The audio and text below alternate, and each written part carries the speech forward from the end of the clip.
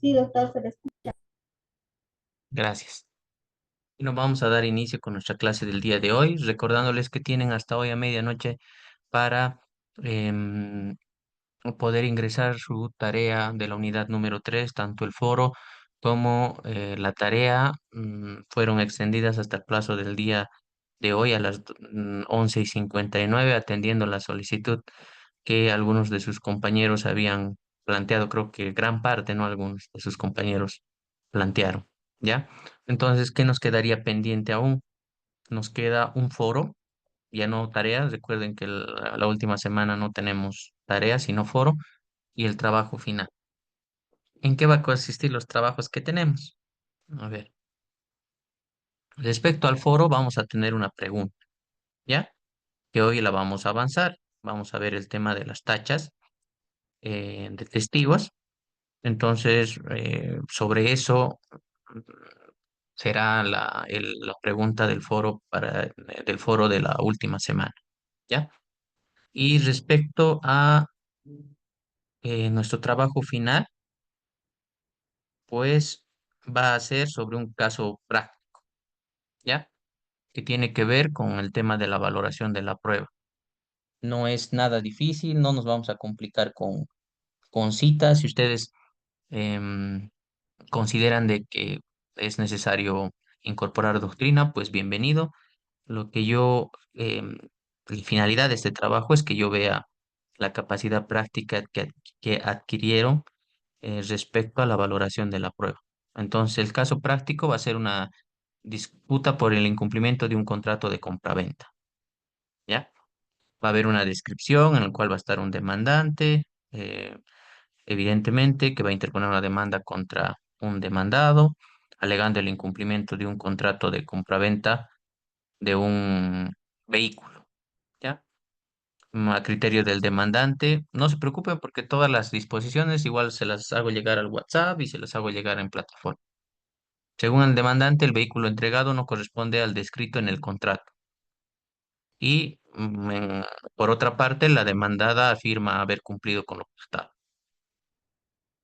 Se presentan en el proceso judicial pruebas y respecto a estas pruebas, ustedes van a tener que realizar la valoración respectiva, ¿ya? Entre las instrucciones específicas que vamos a plantear es identificar los hechos controvertidos en el caso, clasificar y analizar las pruebas presentadas, las cuales ya analizamos, ¿no? Podrían ser documentales, testimonial, pericial, aplicar los principios de valoración de la prueba establecidos en el Código Procesal Civil Boliviano y emitir una resolución fundamentada sobre el caso considerando la normativa vigente en Bolivia. Sobre ese caso chiquito, que es la disputa del vehículo y ya, ese es su trabajo final, ¿ya?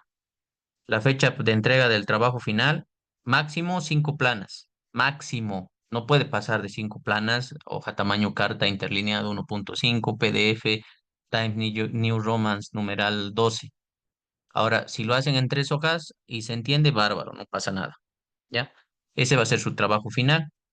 Y la fecha de entrega del trabajo final va a ser el 22 de marzo, ¿ya? Domingo 22 de marzo. Todas estas instructivas serán subidas después de que concluyamos con los periodos que tenemos ya señalados para la entrega de nuestro trabajo. Primero cumpliremos con nuestro trabajo final, que es el día, no el trabajo final, el trabajo de la unidad 3 y el foro de la unidad 3 que es hasta hoy a las 11:59, para posteriormente dar la fecha del foro. El foro solamente es la respuesta directamente en plataforma, como ustedes bien ya saben. Y para el foro habilitaremos a partir de mañana el foro y tendrá una dura y podrán llenar el foro hasta el 14 de marzo, ¿ya? Hasta el 14, espérenme un rato, me anoto.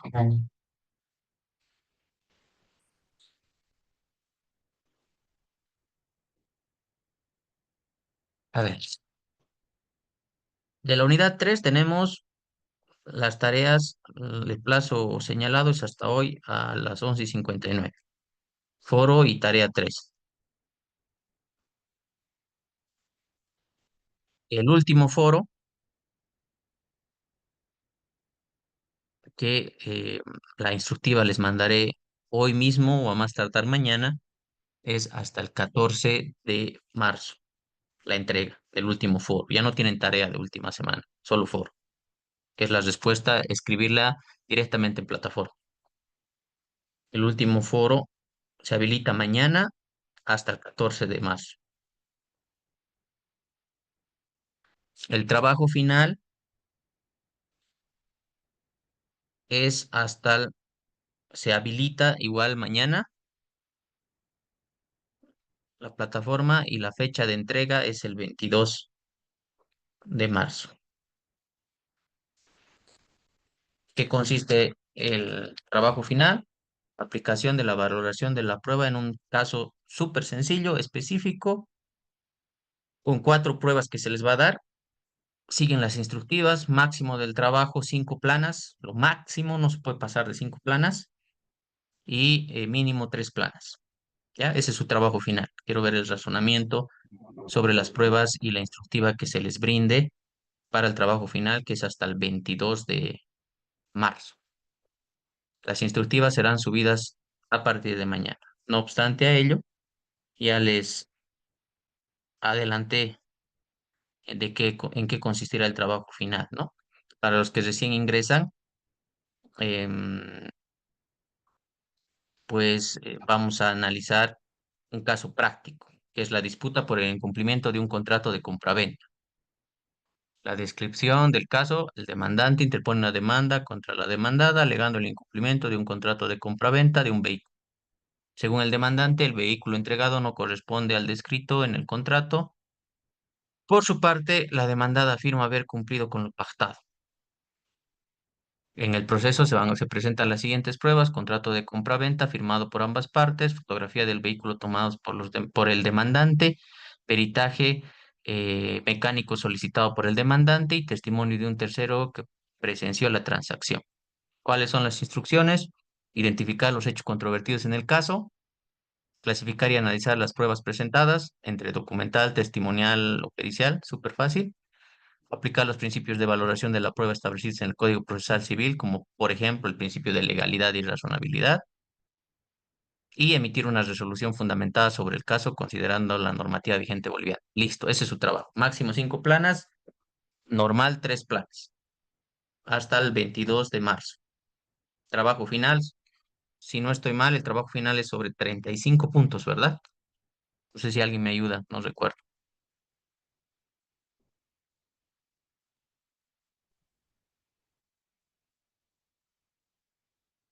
A ver, voy a precisar de una vez así no estamos con...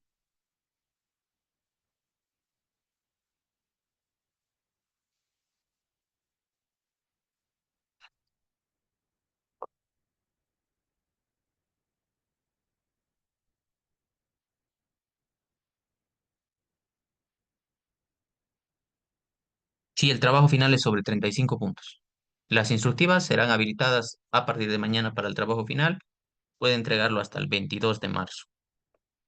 Máximo 5 planas, nada más. El último foro tienen hasta el 14 de marzo para entregar. ¿Ya? Si tienen alguna acotación al respecto, lo pueden hacer saber ahora respecto a los tiempos y demás. Y si no, empezamos nuestra clase.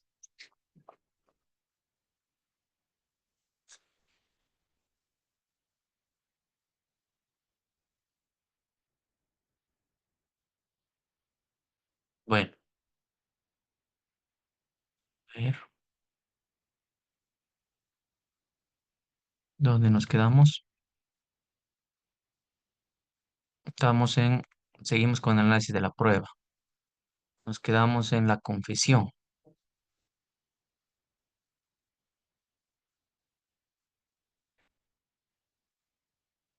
Hoy vemos medios de impugnación, recursos y terminamos la última parte de la prueba.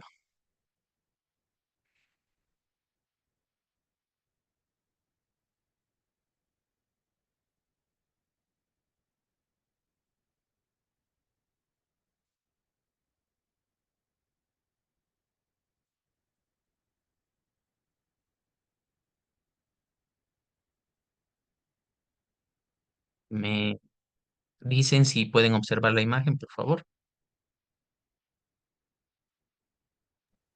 Sí, doctor, se observa. Gracias, Francisco. Ah, y otra cosa, tengo mi lista de las personas que han participado en el transcurso de la clase, así es que se les va a ponderar a la hora de calificar sus trabajos. De eso no se preocupen. Bueno, a ver, nos quedamos en la confesión. ¿Qué es la confesión? La confesión es la admisión por una de las partes de la verdad de un enunciado sobre los hechos que jurídicamente les resulta poco favorable a la misma, ¿no? O sea, estamos hablando del actor o demandante o del demandado.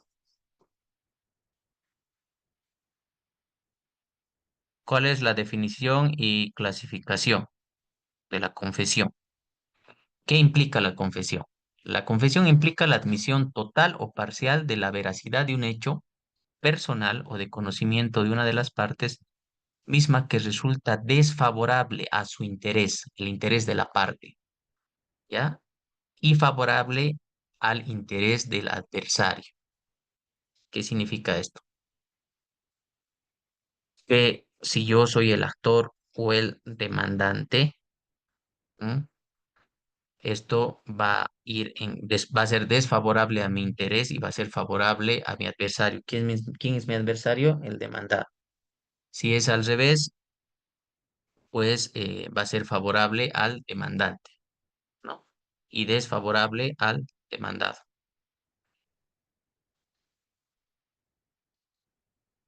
¿Cuáles son las clases de confesión? Tenemos dos, la judicial y la extrajudicial. Judicial tenemos a la provocada y la espontánea, y a la extrajudicial tenemos a la que se realiza fuera del proceso. La provocada es a petición de parte o de oficio, y la espontánea realizada en cualquier acto del proceso. Cuando estamos ante la confesión extrajudicial fuera del proceso, tenemos los mismos efectos que la judicial cuando se admitan testigos. Y, por ejemplo, la confesión a un tercero tiene el valor de presunción simple.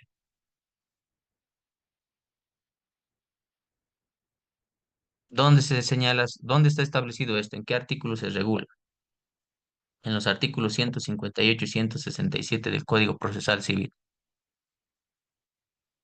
Las partes pueden deferirse a confesión e interrogarse mediante la autoridad.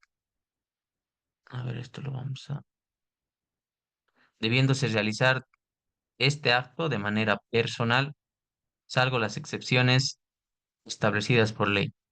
Los representantes confiesan por las partes colectivas, por las personas colectivas, perdón. Recuerden, los representantes de las personas colectivas, ¿no? Por una ficción del derecho, ya vimos ese tema de los representantes en, cuando se analizó el derecho sustantivo. La confesión de un litisconsorte no afecta al resto. ¿Cuáles son los requisitos para la confesión? El confesante debe tener capacidad de obrar y disponibilidad del derecho. Capacidad de obrar. También ya hablamos de la capacidad de obrar, desde cuántos años tenemos capacidad de obrar. ¿Cuál es otro de los requisitos? Recaer sobre hechos que generan consecuencias negativas para sí o favorables al contrario, que decantan el concepto mismo de lo que es la confesión. La confesión debe ser libre, expresa y consciente. Debe versar sobre hechos personales del confesante o sobre los que conoce el confesante. Y debe estar debidamente probada si es una confesión extrajudicial. La confesión hace plena prueba contra la parte que la realiza salvo disposición contraria de la ley o si fuese opuesta a documentos fehacientes de data anterior agregados al expediente. Ahora bien, en caso de que exista alguna duda, debe interpretarse a favor de quien la absuelve, y la misma es indivisible salvo hechos que permiten su división. Pueden observarse las preguntas obscuras, en el caso seguimos con el tema de la confesión, ¿no? En caso de preguntas ambiguas, impertinentes o inútiles por la autoridad judicial o las partes. Quien solicita la confesión no puede retractarse. y la autoridad puede diligenciarla en cualquier audiencia. En caso de no hablar castellano, el confesante, ya dijimos, ¿no? El confesante puede ser el demandante o el demandado.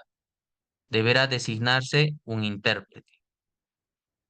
La confesión puede ser comisionada a otra autoridad en caso que el confesante tenga domicilio real en una sede distinta al tribunal.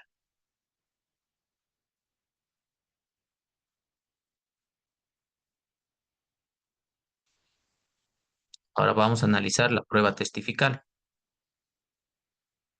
El testimonio es un acto humano dirigido a representar un hecho no presente, es decir, acaecido antes del acto mismo. Por lo tanto, cuando estamos hablando de prueba testifical, se entiende que es un medio de prueba que consiste en la declaración representativa que una persona que no es parte en el proceso en que se aduce hace a un juez con fines procesales sobre lo que sabe respecto a un hecho de cualquier naturaleza. La doctrina señala que el testigo de oídas tiene valor muy relativo y la declaración por suposición es valor nulo. Vamos a analizar de forma específica la prueba testifical ahora y para lo cual es necesario que entendamos qué son las tachas y para ello nos vamos al artículo 169 y 173 del Código Procesal Civil. ¿Quién nos ayuda, por favor, con el artículo 169 y 173 del Código Procesal Civil?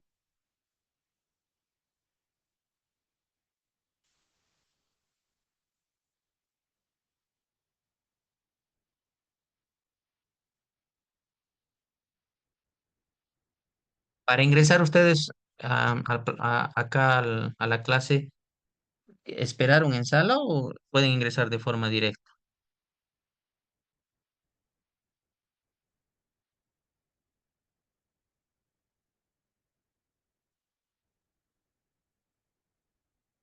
¿Cómo hicieron?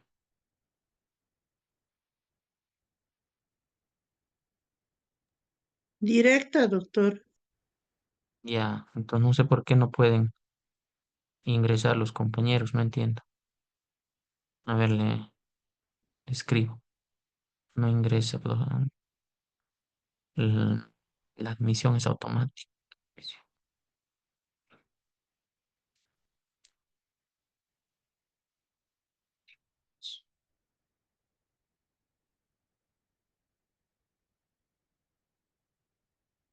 Estamos en Zoom o en Meeting ahora. Ni cuenta me doy. A ver, estamos en...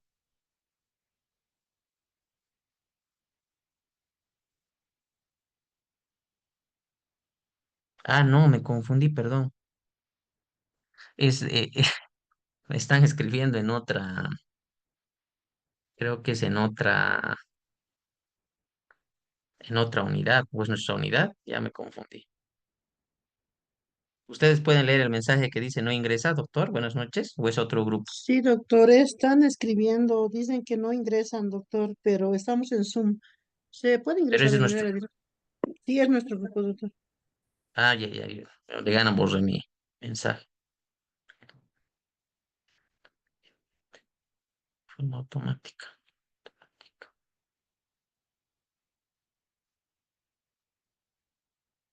Ya, supongo que va. ¿Alguien que nos ayude con la lectura? Artículo 169 al 173 del Código Procesal Civil.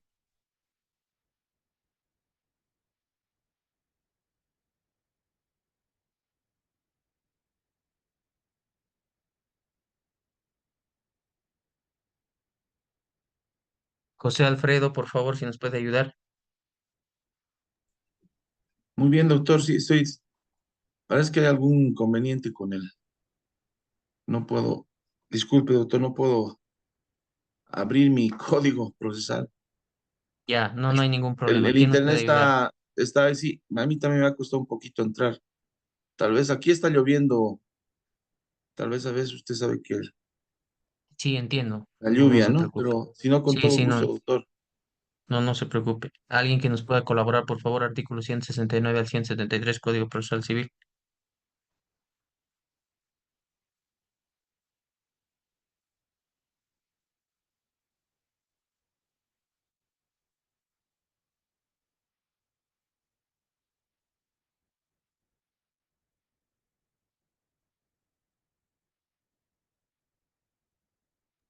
Doctor, disculpe, el artículo 169. ¿Ya? Sí, 169 al 173. Código Procesal Civil.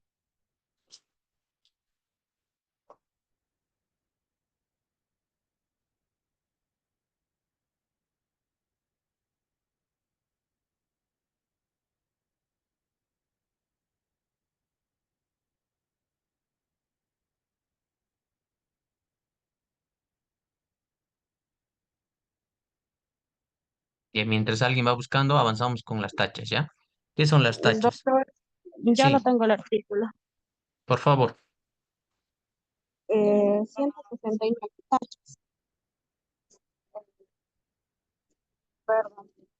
La tacha absoluta procede contra quienes padecieren de enajenación mental o perturbación psicológica grave, los ¿Ya? que encuentren en estado de embriaguez o bajo el efecto de sustancias estupefacientes o alucinógenas, los que hubieran sido condenados por falso testimonio, los ciegos y sordos con relación a hechos perceptibles por la vista, el oído respectivamente. Ya. En Un el segundo, un número 2, segundo, un segundo. Ahí espéreme, espéreme un segundo. Yo les doy la instrucción ahora del último foro, así que para que pongamos interés en esta parte, porque esta parte tiene que ver con su último foro, ¿ya? Así que les planteo la pregunta acá en aula y la vamos contestando con ustedes, para que ganen tiempo y puedan llenar su foro de una vez por todas los que están presentes y no haya ningún problema. ¿Cuál es la pregunta de nuestro foro?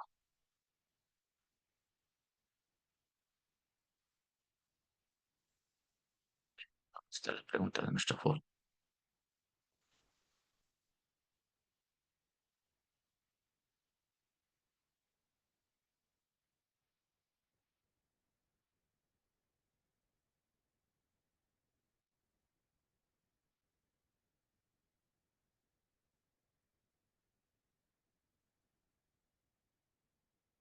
¿Cuáles son los fundamentos legales y procesales para solicitar la tacha de un testigo según el derecho procesal civil boliviano y cómo se evalúan dichas tachas para determinar su procedencia dentro del proceso? Ese es el foro, su último foro. ¿Cuáles son los fundamentos legales y procesales para solicitar la tacha de un testigo en el derecho procesal civil boliviano y cómo se evalúan dichas tachas para determinar su procedencia dentro del proceso? Continúe, por favor, con la lectura del código procesal.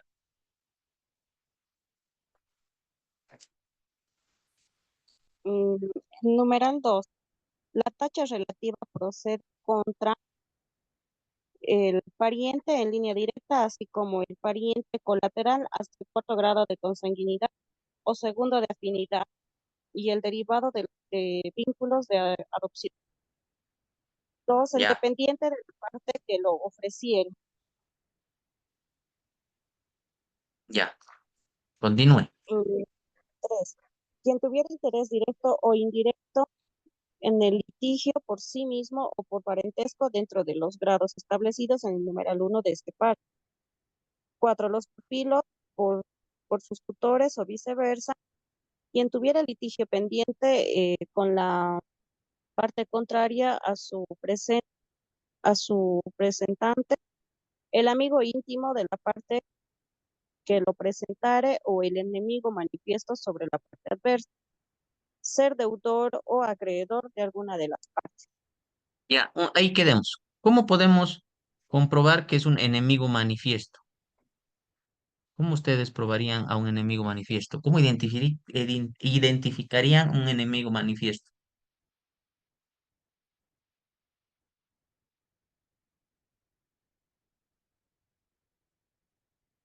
¿Qué es un enemigo manifiesto?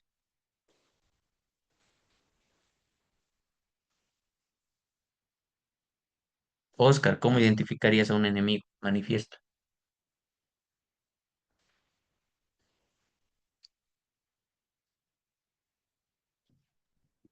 Doctor, buenas noches.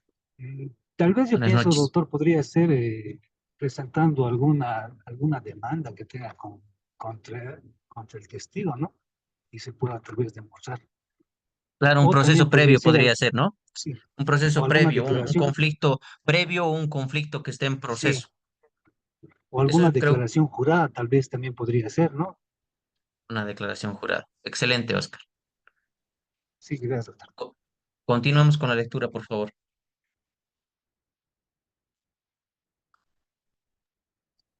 El artículo 170, plazo para tachar.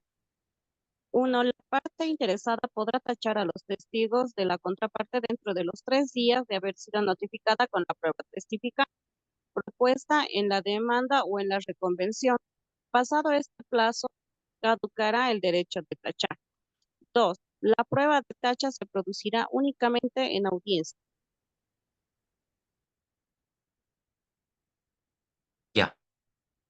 Continúe, por favor. El artículo 171, tachas inadmisibles. Las tachas necesariamente serán concretas, no se admitirán tachas generales. Serán, será inadmisible la prueba testifical para invalidar las declaraciones de los testigos de tacha. Cuando una parte contrainterrogare a los testigos ofrecidos por la otra, se tendrá por reiterada la tacha que contra ellos hubiere propuesto. Ya. Gracias. Muchas gracias. A ver, vamos a precisar las ideas esenciales sobre las tachas, ¿ya? Las tachas son alegaciones que se hacen por algún litigante pretendiendo desvirtuar la fuerza probatoria de lo declarado por algún o algunos testigos o del dictamen emitido por algún perito por considerar que puede ser parcial en sus declaraciones, ¿ya? O sea, que puede ser afín a una de las partes. Por eso su compañera nos colaboró leyendo los artículos 169 al 171 para precisar, ¿no? Eh, cómo se regula las tachas dentro de nuestro Código Procesal Civil, ¿no? Hemos hablado de los enemigos manifiestos, de la afinidad que puede existir entre el testigo y la parte, ¿ya? Con las tachas no se demuestra directamente la falta de veracidad del testigo, la incorrección del dictamen. Podemos distinguir dos tipos de tachas establecidas por nuestro Código Procesal Civil boliviano. Tenemos las tachas absolutas y tenemos las tachas relativas. Cuando hablamos de tacha absoluta, son las que quitan toda eficacia al testimonio de quienes las prestan. Ya, esas son las absolutas. Ya sea por condiciones físicas o morales, están incapacitados para apreciar el hecho sobre el cual deben testificar. Probadas estas incapacidades, el juez no puede tomar en cuenta sus declaraciones. Por eso estamos ante tachas absolutas. Cuando hablamos de tachas relativas, son aquellas que excluyen la credibilidad del testigo en el proceso en que está vinculado. Implica que no obstante reunir el testigo condiciones de de idoneidad y edad legal para declarar, implican circunstancias que comprometen y ponen en duda su imparcialidad. Por ello, probada la tacha relativa, el juez debe prescindir de la declaración. ¿Cuál es el plazo para plantear las tachas? Es de 3 días y la prueba sobre ellas se produce en audiencia. No se admiten tachas generales y tampoco puede ofrecerse prueba testifical para invalidar las declaraciones de los testigos tachados, tal como se señaló en la lectura realizada por nuestra colega del artículo 171. Si se contrainterroga a los testigos, se tiene por reiterada la tacha. No impide la declaración del testigo, pero, probada la tacha, se prescinde de la misma en sentencia. La prueba de la tacha se considera en audiencia. Si el testigo afirma la causal, se prescinde de otra prueba, ¿no? Existe como una confesión incluso al interior de la tacha que podría darse por el propio testigo. Las circunstancias que afectan la credibilidad del testigo se prueban en audiencia y son apreciadas en sentencia. Ahora vayámonos con la regulación. Para proponer testigos, basta los datos necesarios para individualizarlo, si no es posible conocer sus generales de ley. No pueden proponerse más de 5, exceptuando el criterio del juez. El testigo será emplazado por cédula y en caso de incomparecencia será conducido por la fuerza pública. Si la parte que lo propuso asume la carga de hacerlo comparecer y éste se ausenta, se prescinde de su declaración. En caso de negarse a declarar, el testigo incurrirá en desobediencia y será sancionado con arresto de 24 horas. Ahora bien, en audiencia, ¿cómo se procede? La autoridad judicial interroga al testigo sobre sus generales de ley y su relación con las partes, ¿no? Es importante porque la relación con las partes, porque puede haber una confesión por parte del testigo y podemos estar ante la confirmación de una tacha, ¿ya? Se ordena que realice una exposición sobre los hechos en controversia. Las partes pueden interrogar mediante sus abogados. El juez puede excluir preguntas impertinentes o agraviantes para el testigo, así como dar por terminado el interrogatorio. Cada pregunta se refiere a un hecho específico y se prohíben preguntas vejatorias u ofensivas. El testigo no puede leer notas a menos que la pregunta lo requiera. Esto debe constar en acta. El testigo puede negarse a responder preguntas que vinculen penalmente a sus familiares hasta el 4º grado, que afecten su honor o que comprometan su oficio. O sea, el testigo puede decir, o sea, no está obligado a responder preguntas en las cuales esté vinculados penalmente sus familiares, ¿no? Puede ser el caso de sus hermanos, sus hermanas, su mamá, su papá, hasta el 4º grado. Los testigos permanecen en estrados sin comunicación entre ellos. Se puede disponer el careo entre ellos. Las declaraciones de autoridades jerárquicas pueden realizarse por escrito y las declaraciones de personas mayores, enfermas o imposibilitadas pueden recibirse en su domicilio, dado su condición. La declaración del testigo será puesta en conocimiento de su empleador sin que pueda descontarse salarios. ¿Ya? ¿Por qué? Porque es un deber cívico, pues ir, ¿no? A declarar. Testigos con capacidades diferenciadas y que hablen otro idioma requieren de intérprete y traductor. En caso de existir indicios graves de falso testimonio, se denunciará de este aspecto al Ministerio Público.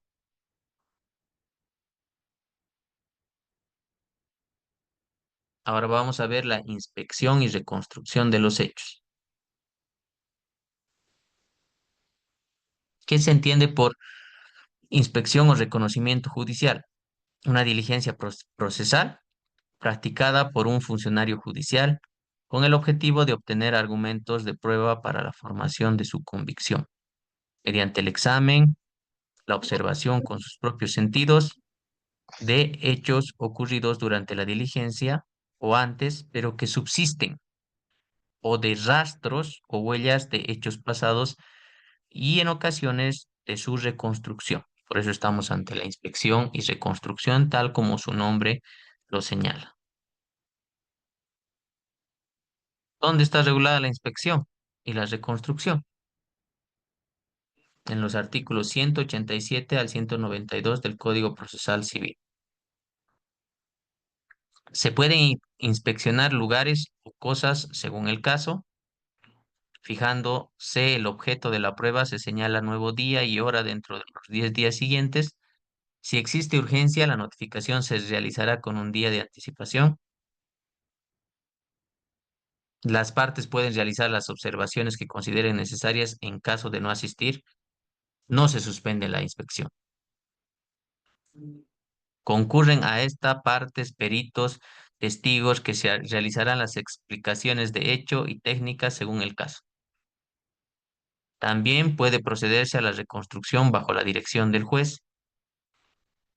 Los intervinientes deben colaborar al diligenciamiento de este medio probatorio y en caso de no prestar colaboración una o ambas partes, se presume la veracidad de las afirmaciones realizadas por el contrario. La autoridad puede disponer la ayuda de la fuerza pública en caso de que sea necesario. Y la parte que solicitó la inspección corre con los gastos. Y en caso de ordenarse de oficio, las partes pagan los gastos a prorrata.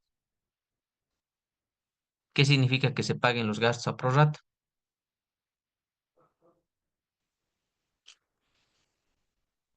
Que se dividen los gastos, ¿no? Así es, compañero. Prueba pericial.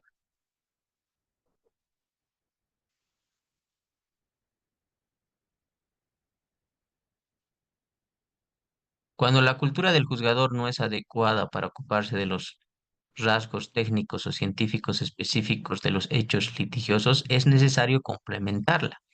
Por ello, todos los sistemas procesales tienen que utilizar algunas formas de prueba pericial. Qué bonito fuera, ¿no? Que el juez sea especialista en todo, pero no es así, ¿no?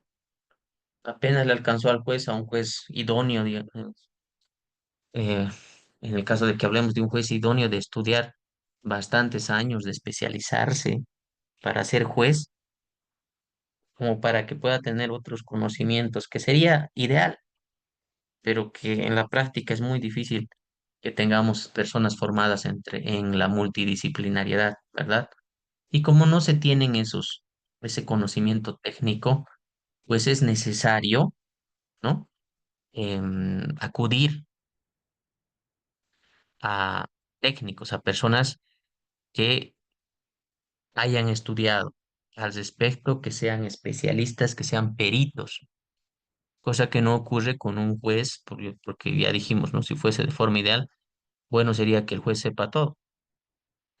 La peritación es una actividad procesal desarrollada en virtud de encargo judicial por personas distintas de las partes del juicio. O sea, ¿qué dice? Que las partes que van a realizar la pericia no son, perdón, que las personas que van a realizar la pericia no son las partes, ¿no? Por más que una de las partes sea el más capísimo de los arquitectos o el más capísimo de los ingenieros, no va a ser no va a estar a cargo de la peritación, a eso se refiere, ¿no? Eh, Especialmente calificadas por su conocimiento técnico, artísticos o científicos, mediante la cual se suministra al juez argumentos o razones para la formación de su convencimiento respecto de ciertos hechos cuya percepción o cuyo entendimiento escapa a las aptitudes del común de las gentes. Ahora, para que nos quede claro esta idea, ustedes recordarán que en el arbitraje, por ejemplo, se puede dar arbitraje en justicia y se puede dar arbitraje en equidad, ¿no? Esto lo ponemos de ejemplo nomás para entender las ideas centrales. Cuando hablamos de arbitraje en justicia, estamos hablando del respaldo de normativa, ¿no? Normativa y de personas que conozcan sobre esta normativa para dar una resolución al respecto, ¿no? eh, Entendiendo plazos procesales, conceptos jurídicos, doctrina, ¿no? Y a diferencia de un proceso ordinario o la vía jurisdiccional, a diferencia de la vía jurisdiccional, la vía arbitral prima la voluntad de las partes, las cuales incluso pueden eliminar eh, partes dentro de un proceso o implementar un proceso en sí que es realizado por la voluntad de las partes, ver los plazos, acortar los plazos, alargar los plazos, etcétera, ¿no? Pero la idea es que el cumplimiento deviene de una normativa jurídica y de conocimiento del derecho. Cuando hablamos de la resolución en justicia. Pero cuando hablamos de la resolución en equidad, no es necesario que abogados sean árbitros, ¿ya? Pueden ser ingenieros, pueden ser arquitectos, pueden ser especialistas, peritos, que es lo que quiero que nos quedemos con esta idea central, peritos, que a criterio de los que optan por un arbitraje en equidad, pues entienden que una persona técnica es suficiente para la resolución de un determinado conflicto, que no tiene nada que ver con argumentos o a criterio de ellos retórica, entre comillas, jurídica, para la solución de un determinado conflicto, sino que el conflicto se soluciona sencillamente con un informe técnico pericial que diga quién tiene la razón y quién va a evaluar eso, peritos, y quiénes van a ser estos peritos, los árbitros, ¿no? Arbitraje en equidad. En este caso, dentro del derecho procesal civil, estamos dentro de una vía jurisdiccional, ¿no? Dentro de un proceso, dentro del derecho procesal civil. Acá tenemos un administrador de justicia que es el juez. Este juez no tiene todo el conocimiento técnico, ¿no? Sobre otras áreas, como por ejemplo, no sé, ingeniería, arquitectura, física, química, yo qué sé, ¿no? Varias otras especialidades. Por lo tanto, requiere de personas técnicas que sí sepan al respecto, ¿ya?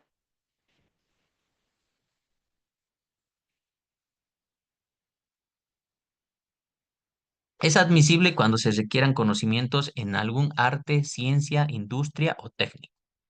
Solo pueden pedirse un solo dictamen sobre un mismo punto. El perito es uno solo, salvo como un acuerdo de partes.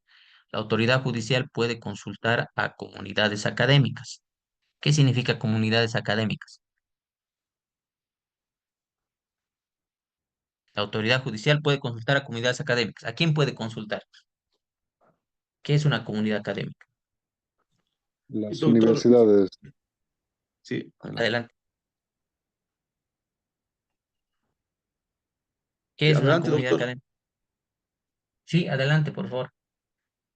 Bueno, en un caso, doctor, que yo le puedo comentar es cuando había conflicto de linderos y cada una de las partes presentó su propia pericia, entonces el juez determinó un perito dirimidor.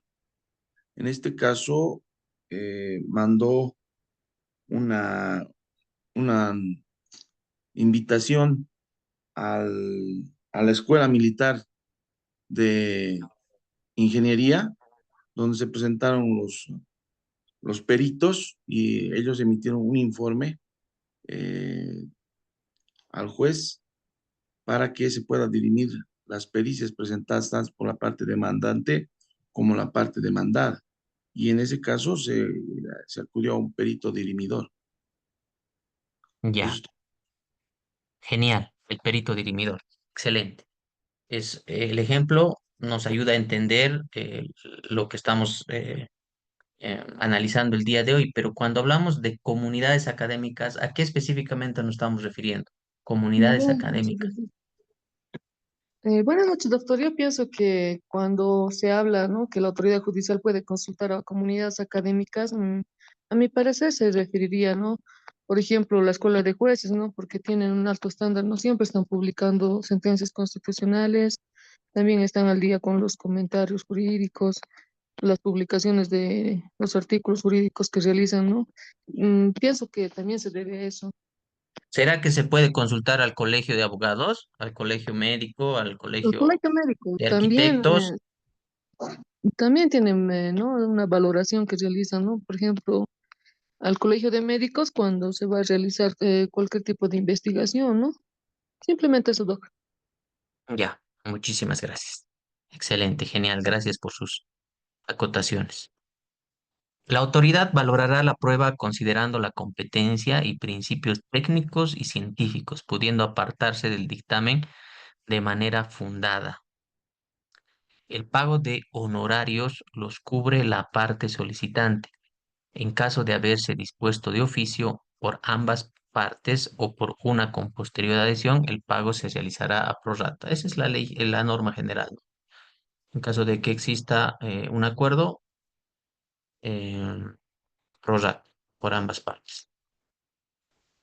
Ahora vamos a ver este esquemita.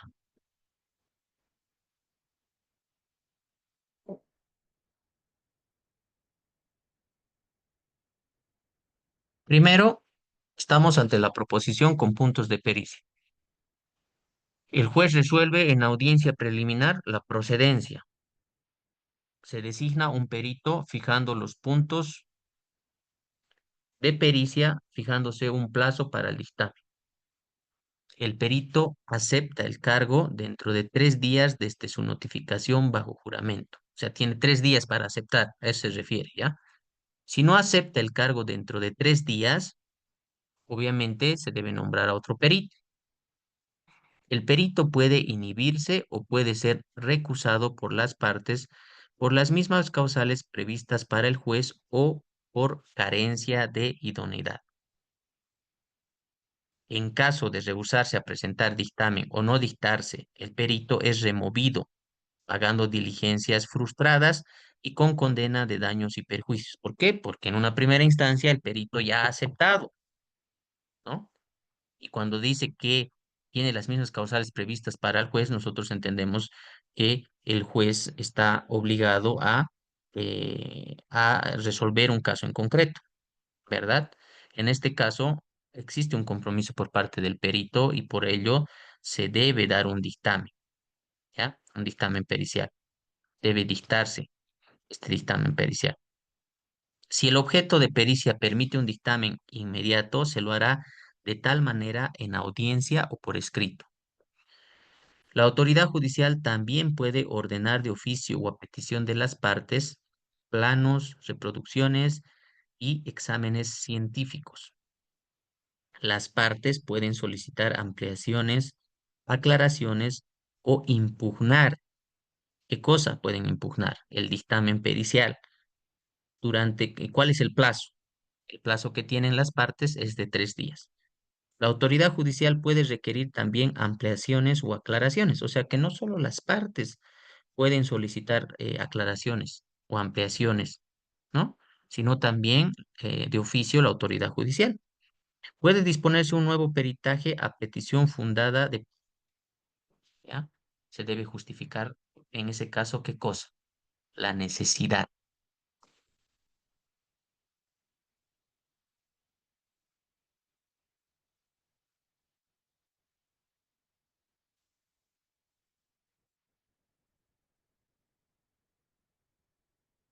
Prueba por informe, regulado en el artículo 204-205 del Código Procesal Civil.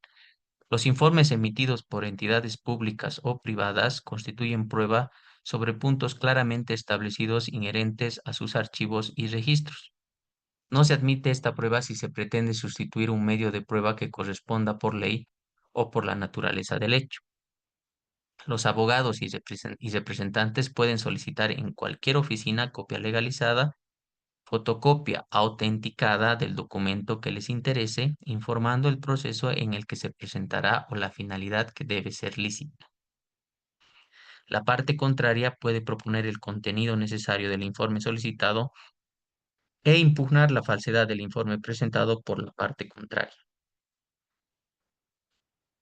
Respecto a las presunciones, reguladas en el artículo 206 del Código Procesal Civil, la presunción judicial constituye prueba cuando sean graves, precisas y concordantes en caso que se admita la prueba testifical. Las presunciones legales se rigen por el Código Civil. ¿Cuáles son las presunciones legales? Iuris tantum y iure et de iure. ¿Ya? Una vez concluida la audiencia, no pueden recibirse más pruebas, exceptuando las pruebas de mejor proveer, en cuyo caso debe dictarse sentencia dentro de un plazo máximo de 30 días desde la última audiencia. El juez también está facultado a pronunciar sentencia inmediatamente de haber recibido pruebas de mejor proveer.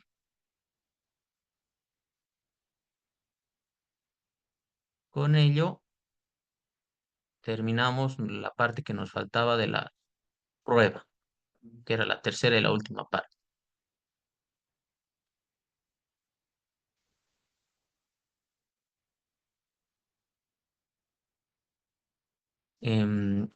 Les debo, ¿cuántas diapositivas no he subido? 1, 2, 3. ¿Cuántas diapositivas ya subí a plataforma? ¿No recuerdan?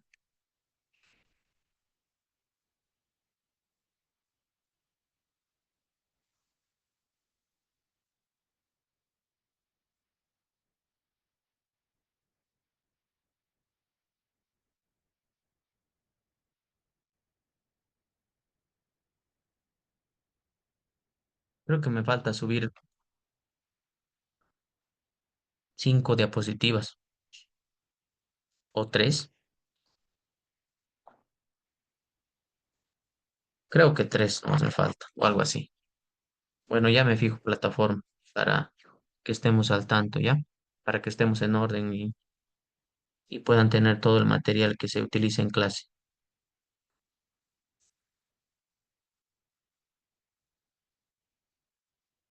Ahora vamos a la segunda parte de nuestra clase del día de hoy. Vamos a analizar los medios de impugnación y evidentemente los recursos, ¿ya? Así es que me avisan y bien se pueda compartir la imagen.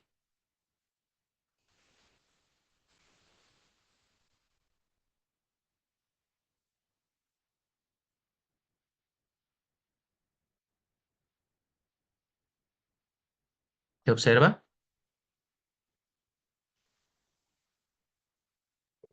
Sí, doctor. Ya, vámonos a nuestros medios de impugnación. ¿Qué son los medios de impugnación? El término impugnación tiene un origen etimológico latino y significa atacar. Contiene en su significado la idea de desacuerdo con algo, ¿no? Uno impugna porque no le parece algo, ¿no? Le parece que algo está mal. La doctrina relaciona este concepto con cuestionar, cuestionar una decisión. Son mecanismos de control y fiscalización de las decisiones judiciales, ¿no? Mediante estos mecanismos, los intervinientes en el proceso pueden lograr la anulación, la revocación parcial o total y la modificación del acto procesal que los agravia y perjudica. Una de las partes, evidentemente, identifica que dentro del proceso se emite un acto procesal que perjudica, ¿no? A esta parte. Y por lo tanto, cuestiona esta decisión, ¿ya? Cuestiona esta decisión con una finalidad. La finalidad de cuestionar esa decisión es buscar su anulación o revocación, ya sea parcial o total. ¿Para qué? Para que en conclusión tengamos la modificación o la anulación de ese acto procesal. Son medios idóneos para enmendar irregularidades y restablecer los derechos vulnerados. Las impugnaciones son instrumentos que la ley concede a las partes o a los terceros legitimados para que solicite al juez que él mismo u otro juez de jerarquía superior, el ad quem o el ad quo, realicen un nuevo examen de un acto procesal o de todo el proceso, a fin de que anule o revoque este total o parcialmente. La impugnación se ha constituido como un principio constitucional. Así lo señala el artículo 180, parágrafo 2 de la Constitución Política del Estado. ¿Quién nos puede ayudar con la lectura, por favor? Artículo 180, parágrafo 2 de la Constitución Política del Estado.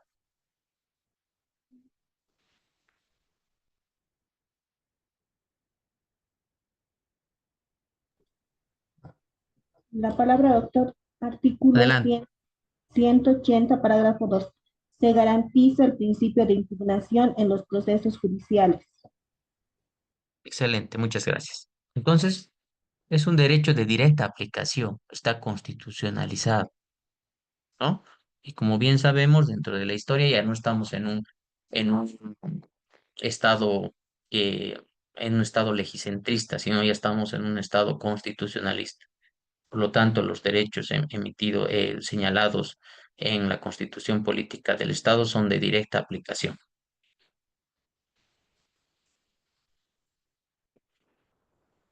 Causas de impugnación. Son causas de impugnación el error improcedendo, los errores injudicando, errores incogitando y el error improcedendo. No, no, perdón, hasta el error incogitando. Esta es otra precisión. Errores improcedentes, es decir, vicios en la actividad o construcción, constituyen defectos del procedimiento. Los errores improcedendo son los errores o defectos del procedimiento. Los errores injudicando se refieren al contenido del proceso. Comúnmente se presentan ante la violación del ordenamiento sustantivo. ¿Qué es el ordenamiento sustantivo? El Código Civil. Normalmente, ordenamiento sustantivo, Código Civil. Ordenamiento adjetivo, Código Procesal Civil.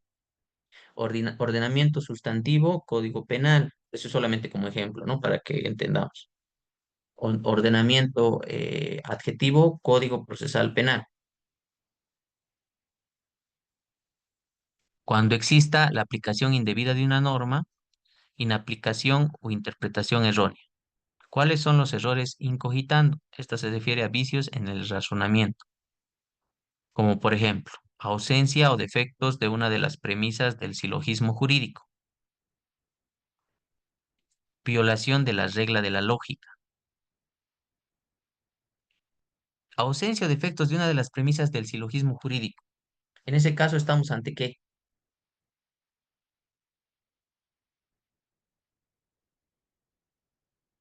No existe una subsunción adecuada, ¿no? Ausencia o defectos de una de las premisas del silogismo jurídico. Si ese es el caso, estamos ante un error incogitado. Asimismo, cuando existan violaciones de las reglas de la lógica, estamos ante un error incogitado. Entonces, implican, evidentemente, si estamos ante la falta de premisas del silogismo jurídico y estamos ante faltas de la lógica, estamos ante una falta de fundamentación y motivación, ¿ya? Porque si se deben resolver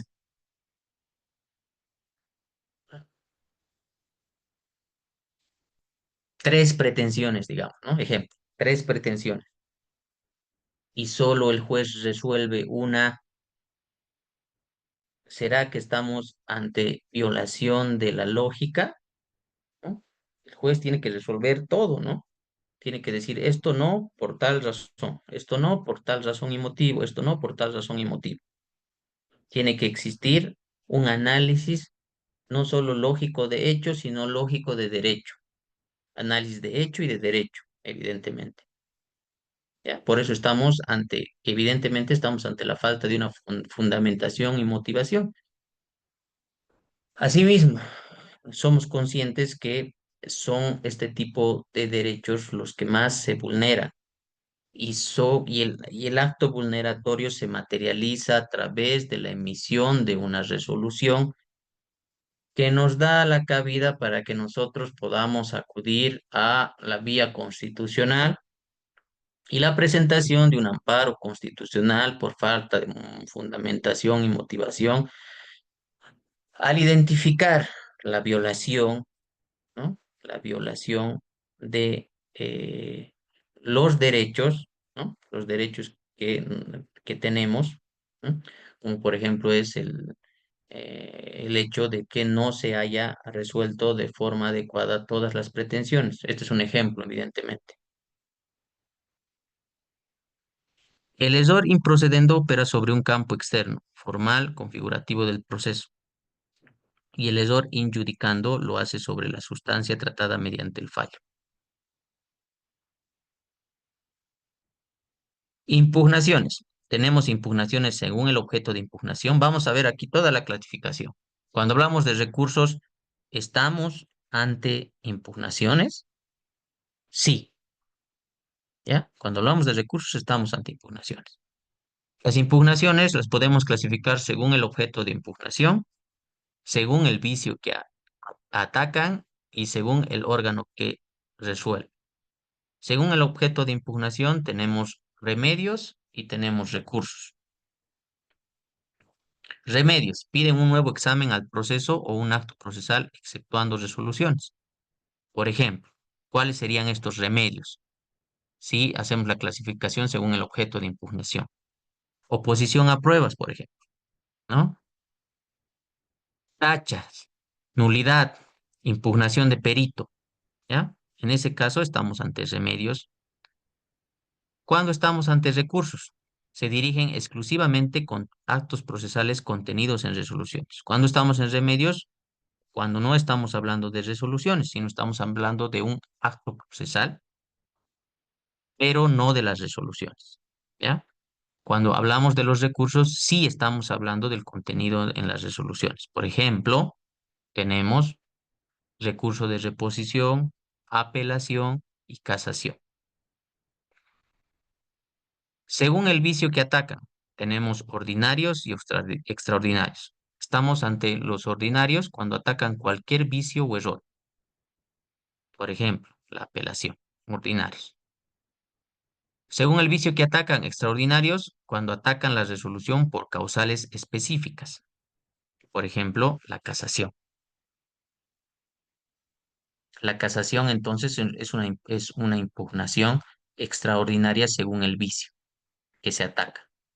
Según el órgano que resuelve, tenemos propios e impropios.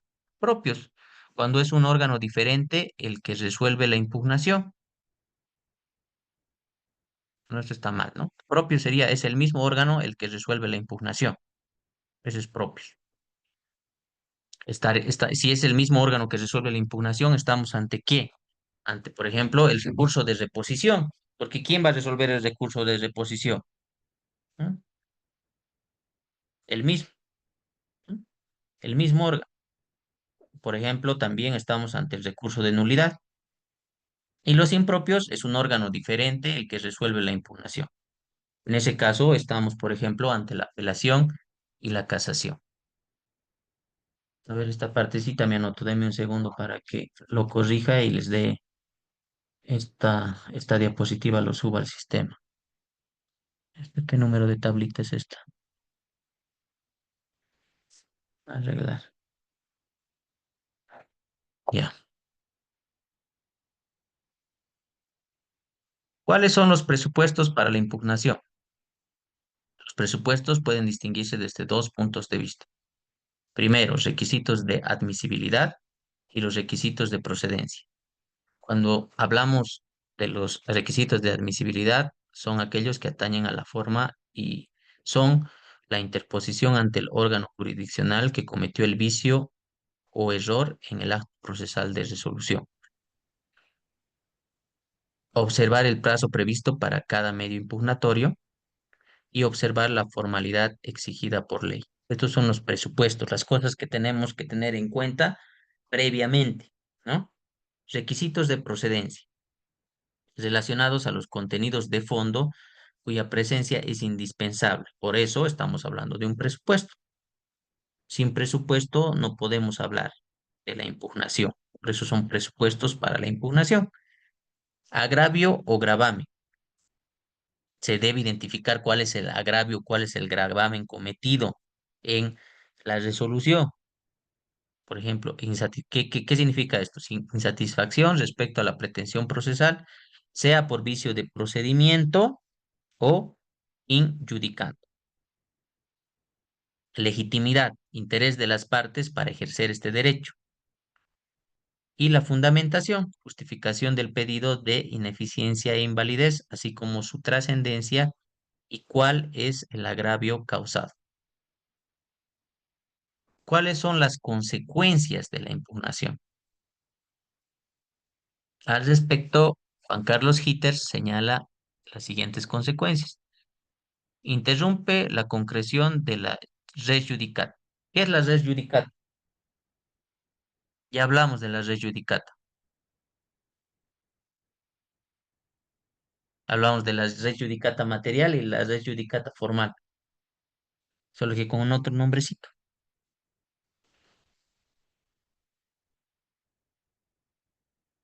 ¿Qué es la res judicata?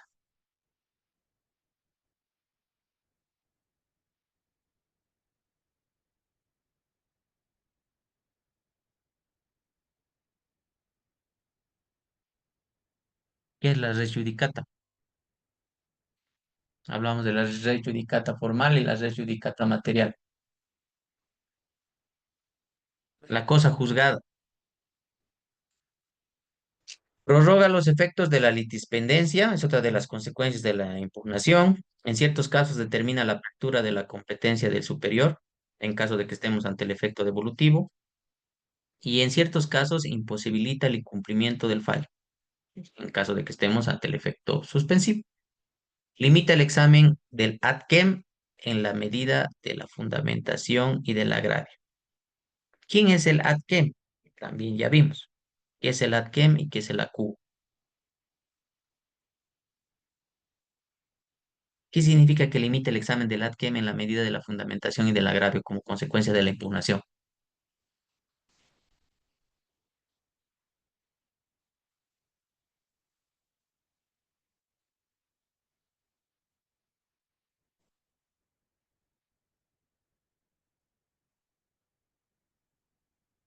Sonia,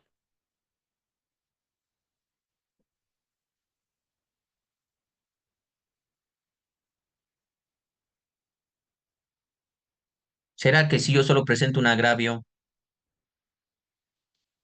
el ad quem puede, no sé, sacarse de las mangas 10 agravios, 5 agravios?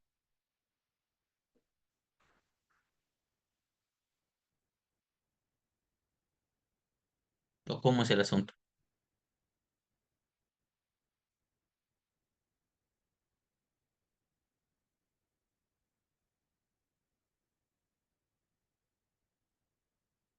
Magali,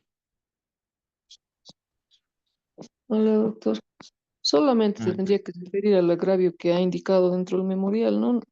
¿Qué agravios ha sufrido, no? O sea, simplemente a eso, ¿no? Podría ir a hablar de otros temas. ya, gracias. Porque estamos hablando de cuáles son las consecuencias de la impugnación, ¿no?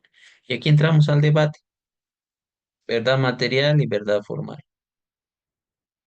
que creo que es algo de nunca acabar.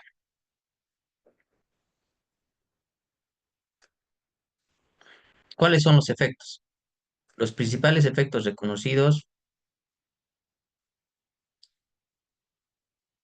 de las impugnaciones son, según el artículo 259 de nuestro Código Procesal Civil, el efecto devolutivo, efecto suspensivo, efecto diferido y efecto extensivo. Cuando hablamos del efecto devolutivo, es la remisión de actuados al Tribunal Superior mientras el proceso continúa. Cuando estamos ante el efecto suspensivo, se impide la ejecución de la resolución y se pierde la competencia por el juez acuo. ¿Y quién va a tener la competencia? El ad quem.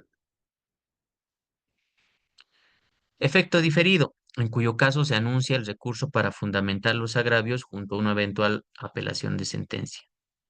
Y cuando hablamos del efecto extensivo, el pronunciamiento sobre el medio impugnatorio alcanza no solo a la parte recurrente, sino a aquella que no ha ejercido su derecho.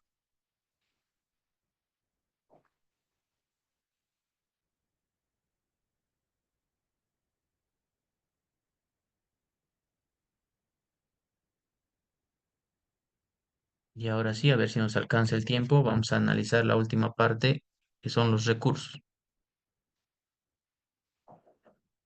Respecto a las resoluciones emitidas, las resoluciones judiciales, les voy a mandar una tablita al grupo, ¿ya? Que les va a servir bastante. Espérenme un ratito antes que me olvide, ya nomás les envío. Mm, ¿Dónde está? A ver, las impugnaciones. Vamos a ver este. A ver, a ver, a ver, a ver.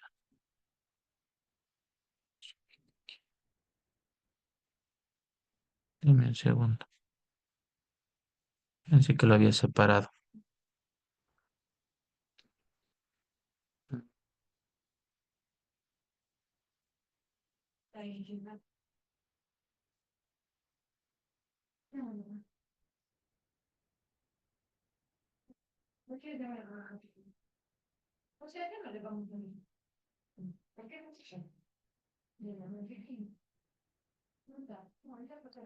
Me confirman si les llega esta tablita ya sobre la decisión judicial. Ya les envié al grupo.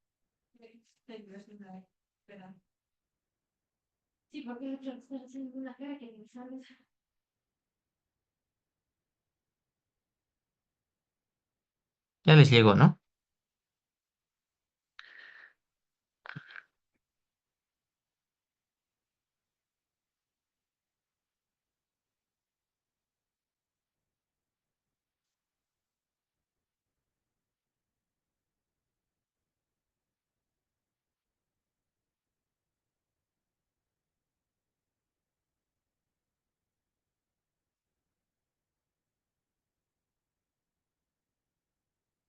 Ya les llegó ya les mandé la imagen al grupo de WhatsApp y avísenme si ya pueden observar la diapositiva compartida.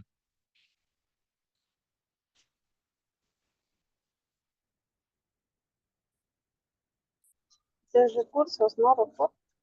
Sí, Sí, severo. cuando hablamos de recursos estamos evidentemente dentro de la clasificación de las impugnaciones.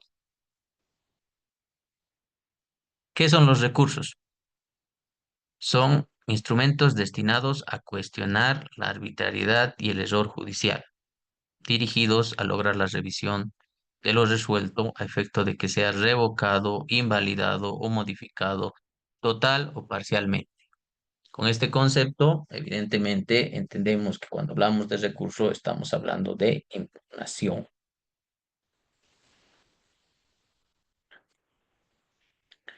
Empecemos por el recurso de reposición. Es un medio impugnatorio que se interpone a fin de solicitar el reexamen únicamente de providencias. Cuando hablamos de providencias, también estamos hablando de los decretos, ¿no? Denominados decretos también a las providencias, es decir, resoluciones de simple trámite o de impulso procesal. Se pretende que el mismo órgano jurisdiccional que emitió el decreto efectúe una modificación del mismo o lo revoque. Entonces, ¿quién resuelve la reposición? El mismo órgano jurisdiccional. Mediante este recurso se evitan dilaciones y gastos de segunda instancia, por lo tanto no se remite al ADQUEM, sino es el mismo acuo el que resuelve, tratándose de providencias dictadas en el curso del procedimiento para resolver cuestiones accesorias y respecto de las cuales no se requieren mayores alegaciones. ¿Ya? ¿Por qué? Porque estamos ante la impugnación de recursos de simple trámite o de impulso procesal. Ahora vamos a analizar nuestra tablita.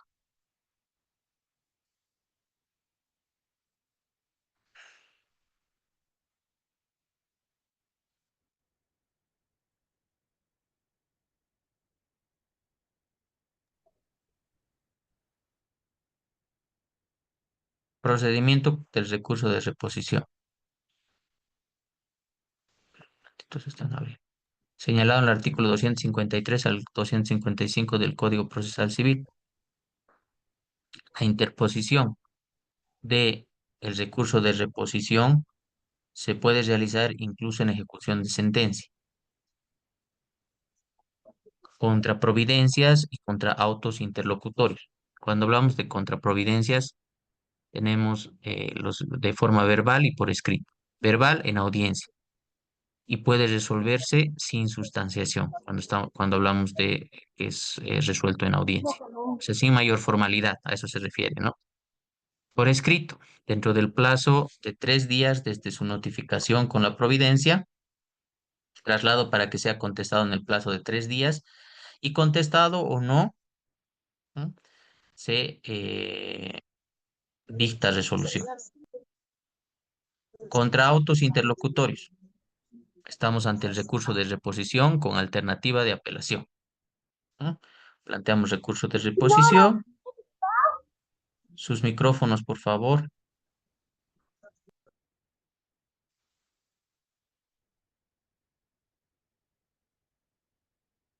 Resolución. ¿Qué va a decir la resolución después de interpuesto el recurso de reposición? Puede rechazar, modificar o dejar sin efecto. Cuando rechaza, se mantiene la resolución. Cuando modifica, ¿no? Estamos hablando de que se puede reproducir la cuestión al apelar la sentencia o auto definitivo. Dejar sin efecto o anula, que es inimpugnable, se puede reproducir la cuestión al apelar la sentencia o auto definitivo.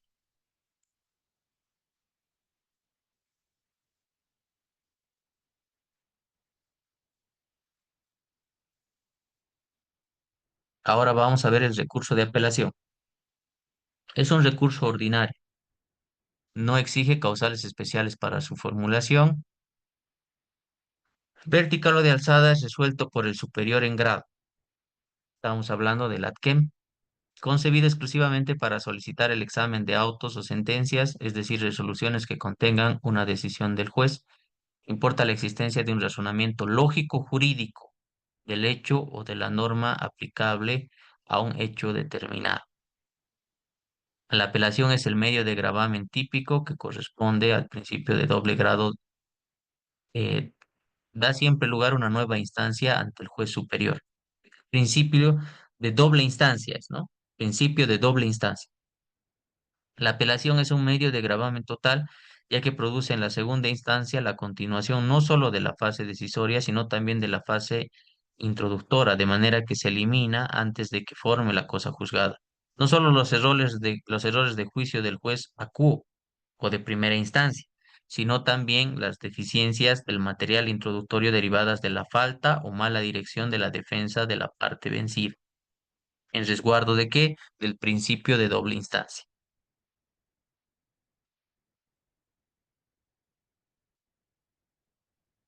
Vayamos a analizar la procedencia del recurso de apelación.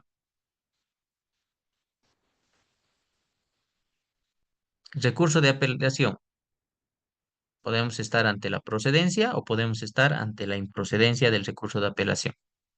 Procedencia. Sentencias, autos definitivos y resoluciones establecidas por ley. En caso de improcedencia, providencias de simple sustanciación o resoluciones expresamente prohibidas por ley.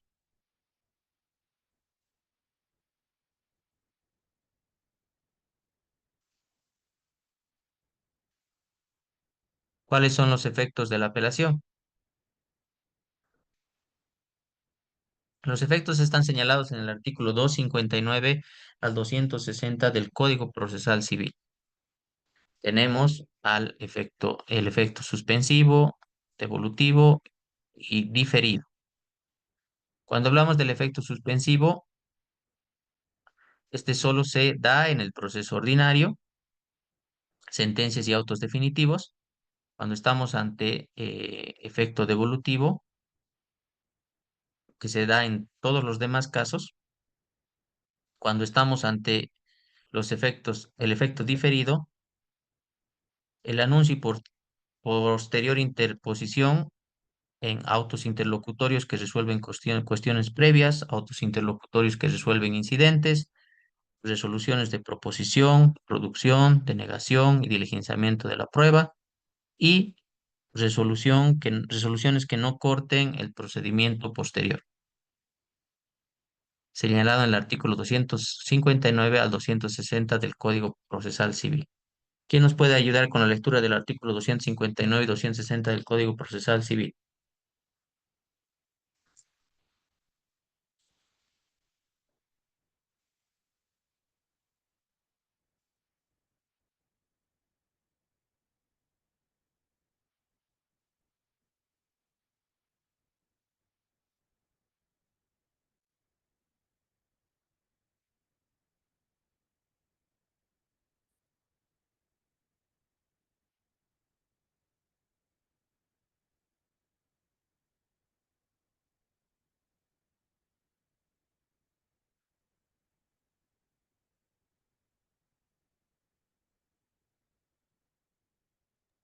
Doctor, artículo 259 del Código de Procedimientos Civil. Adelante.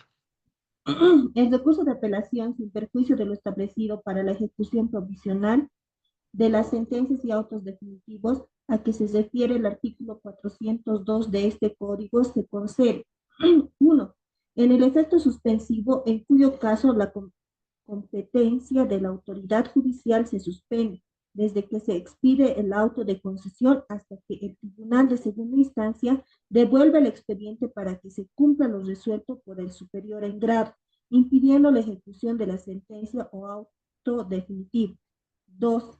En el efecto devolutivo, en cuyo caso se permite la prosecución de trámites en lo principal, sin perjuicio de la alzada, con indicación de las piezas estrictamente necesarias a fotocopiarse, que deberán ser legalizadas y su remisión separadamente al Tribunal Superior. En caso de la falta de pago de gastos para las fotocopias legalizadas referidas, en el plazo de 48 horas computables desde la notificación con el auto de concesión del recurso, se aplicará su caducidad y ejecutoria de la resolución impugnada. 3. En el efecto diferido, en cuyo caso se limitará al simple anuncio del recurso, sin perjuicio del cumplimiento de la resolución impugnada y sin que se suspenda el proceso. Se reserva la interposición y fundamentación juntamente con una eventual apelación de la sentencia. Si la sentencia fuere apelada, se correrá traslado de ambos recursos a la contraparte con cuya contestación o sin ella serán concedidos para su resolución en forma conjunta por el superior en grado. Si la sentencia no fuera apelada por la misma parte, el anuncio de apelación con efecto diferido se tendrá por retirar. Artículo 260. Procedencia de las apelaciones suspensiva, devolutiva y diferida. Parágrafo 1. La apelación tendrá efecto suspensivo solo en procesos ordinarios cuando se trate de sentencias o autos que pongan fin al litigio o hagan imposible su continuación. Parágrafo 2. En los demás casos, la apelación no tendrá efecto suspensivo y deberá ser concedida devolutivamente. Parágrafo 3. El anuncio y posterior interposición de la apelación en efecto diferido procederá contra las siguientes resoluciones en primera instancia. 1. Autos interlocutorios que resuelven cuestiones previas, excepto las mencionadas en el artículo 367, parágrafo 1, número 3. 2. Autos interlocutorios que resolvieren incidentes. Número 3. Resoluciones sobre proposición, producción, denegación y diligenciamiento de la prueba. Número 4. Resoluciones que no cortaren el procedimiento ulterior, salvo que el presente código disponga lo contrario. Muchísimas gracias.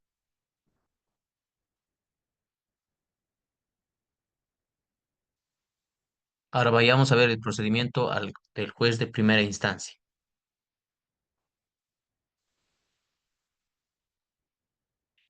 Estamos ante apelación de sentencias y autos definitivos y apelación de autos interlocutorios. La apelación de sentencia y autos definitivos puede solicitarse diligenciamiento de prueba en segunda instancia y el plazo de 10 días desde la notificación con la sentencia. Cuando estamos hablando de el diligenciamiento de prueba en segunda instancia, primero entendemos cuando las partes lo pidan.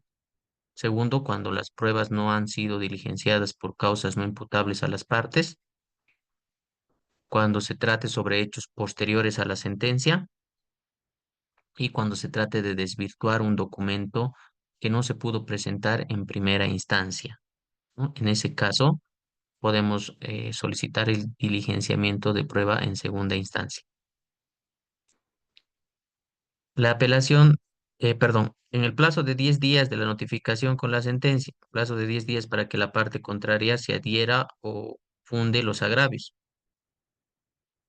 Y el auto de concesión para la remisión debe emitirse dentro de 24 horas desde su notificación. Debe, perdón, dar conocimiento en 24 horas desde su notificación, ¿no? Em, Apelación de autos interlocutorios. Tenemos un plazo de 3 días desde la notificación con la resolución, el plazo de 3 días para adherirse o fundar agravios por la otra parte y el auto de concesión para remisión dentro de 24 horas desde su notificación.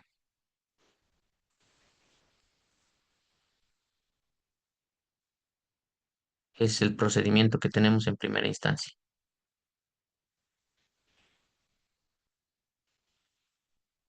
Ahora vayamos a ver el procedimiento en segunda instancia.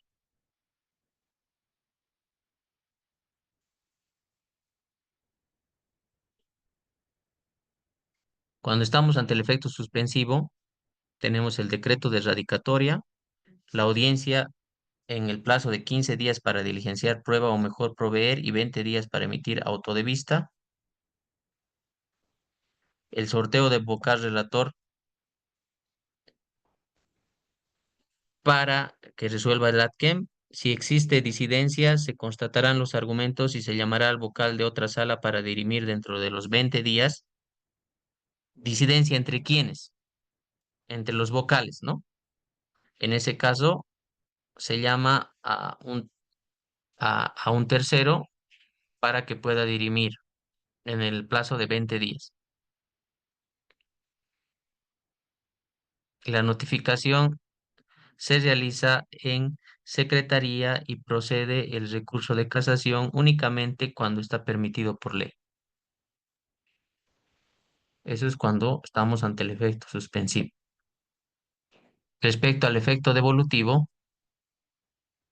estamos hablando igual del decreto de radicatoria, el sorteo del vocal relator, el pronunciamiento del auto de vista en el plazo de 15 días. Si existe disidencia, se llama al vocal de otra sala para dirimir en el plazo de 20 días. El mismo procedimiento, efecto suspensivo, y la notificación se realiza en Secretaría de Cámara.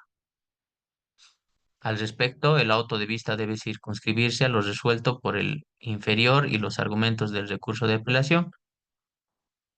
Queda prohibida la reformatio impeius, es decir, reformar la resolución en perjuicio del apelante, salvo el caso de la apelación de la otra parte, que significa que el juez no puede extralimitarse de sus funciones. Por otro lado, el tribunal de alzada debe pronunciarse sobre los puntos omitidos que sean expuestos como agravios.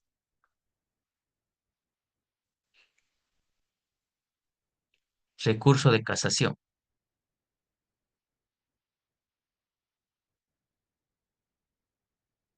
Etimológicamente proviene del latín casare, que significa quebrantar, romper, quebrar. ¿Mm?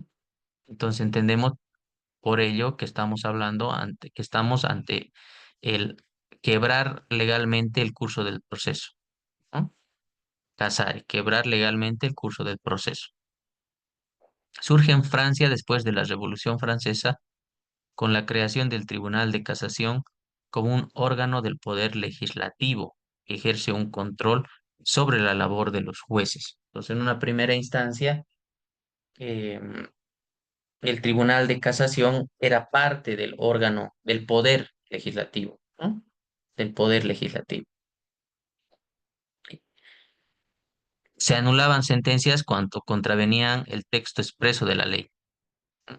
Entonces era una instancia, parte del órgano del poder legislativo que anulaba sentencias cuando éstas contravenían el texto expreso de la ley. Tiene lógica, ¿no? Si es el órgano legislativo el que emite las leyes, era este mismo órgano el que contaba con una instancia que en caso de que existan sentencias que contravengan las leyes emitidas por este órgano, pues este tenga la competencia de anularlas. Posteriormente, deja de ser parte del órgano legislativo para que esta institución sea parte del ámbito jurisdiccional.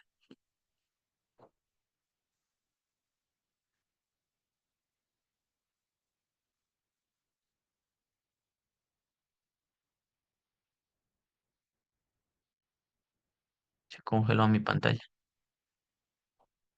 Ay, perdón, se volvió loca mi computadora. ¿Dónde nos hemos quedado? Ya. ¿Cuáles son los sistemas? ¿Ante qué sistemas estamos cuando hablamos del recurso de casación? Estamos ante el sistema francés, alemán y español. En el caso francés, se reenvía el expediente al mismo tribunal donde se dictó la sentencia u otro de igual jerarquía, ¿no? Entonces no estamos hablando de otro tribunal que tenga una jerarquía posterior. perdón, una jerarquía superior, ¿ya? Y este evidentemente va a emitir un nuevo fallo. En el sistema alemán permite al Tribunal de Casación decidir sin reenvío. En caso de que se considere necesario un nuevo procedimiento, se remite al juez de origen. Y en el caso español, se evita en lo posible el reenvío, exceptuando los vicios improcedendo que hacen necesaria la devolución. El tribunal casa la sentencia buscando evitar un agravio definitivo a las partes.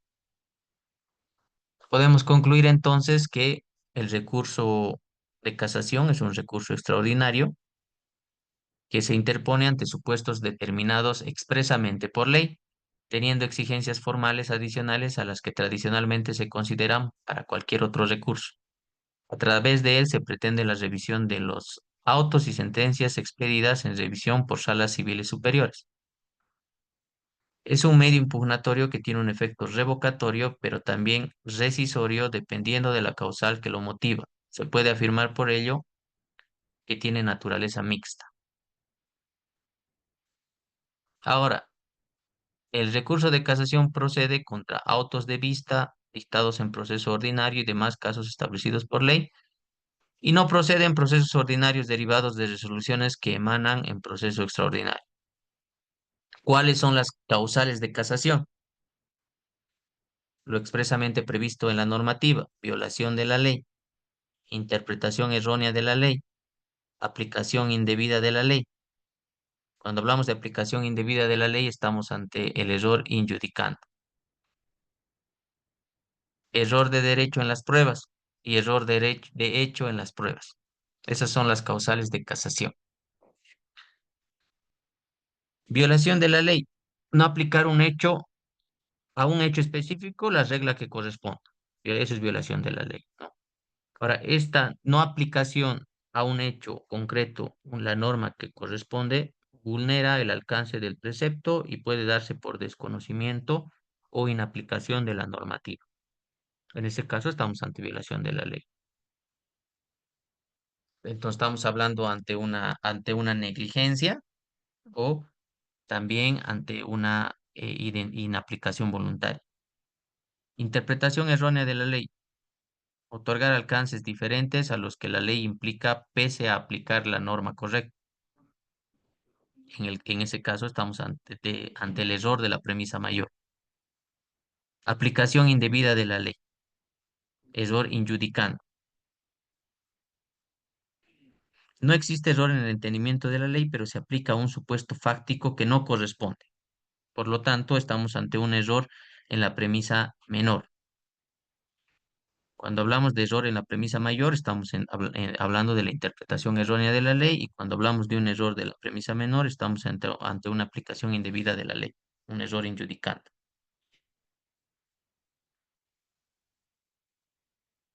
El error de derecho en las pruebas, que es la equivocación de la materialidad de la prueba. En el caso de que se considere una prueba que no obra en el proceso o un hecho no surge del elemento probatorio de manera racional o se aumenta el sentido de la misma. En ese caso, estamos ante un error de derecho en las pruebas. Y un error de hecho en la prueba es el valor probatorio contrario al establecido por ley. Acá igual está al revés. Esto igual tengo que arreglar su esquemita. ¿Qué número de página es esto?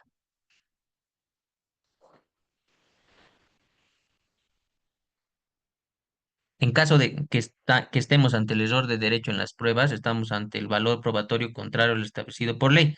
Y en caso de que estemos en el error de hecho en las pruebas, estamos ante la equivocación de la materialidad de la prueba. ¿Ya? Ese es el orden adecuado.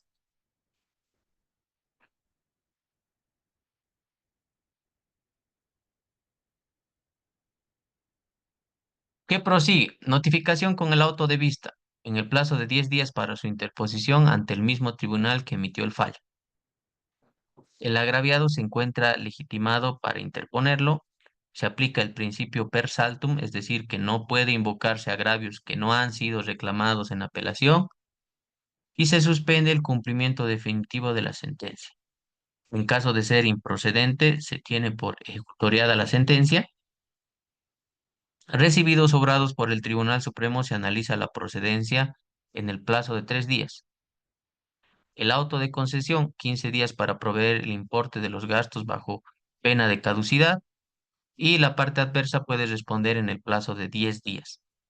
En caso de admitirse, se remite dentro de 48 horas para el sorteo de magistrado relator, y en el plazo de 30 días desde el sorteo para la relación de la causa. Admitido el recurso, el recurrente puede pedir audiencia para hacer las aclaraciones pertinentes, y los magistrados que concurran pueden pedir aclaraciones. En caso de disidencia, se llama al magistrado de la sala siguiente, y en caso de no haber sala civil, será el magistrado de la sala social y luego de la sala penal. Y luego estamos evidentemente ante el auto supremo. ¿Ya? Con eso terminamos nuestra clase violenta de recursos e impugnaciones por el tema de la falta de tiempo que me estaba agobiando. Y ¿qué nos queda pendiente analizar? Tengo algunos textos prácticos y diapositivas sobre la valoración de la prueba que se los voy a subir a plataforma. Respecto a las decisiones, ya les compartí una diapositiva en el grupo de WhatsApp, y las diapositivas que les debo son cinco: tres de valoración de la prueba, uno de impugnaciones y esta última de recursos, que la subiré a más tardar hasta el día de mañana, ¿ya? Entonces, a ver, ¿qué más les debo de material? Denme un segundito.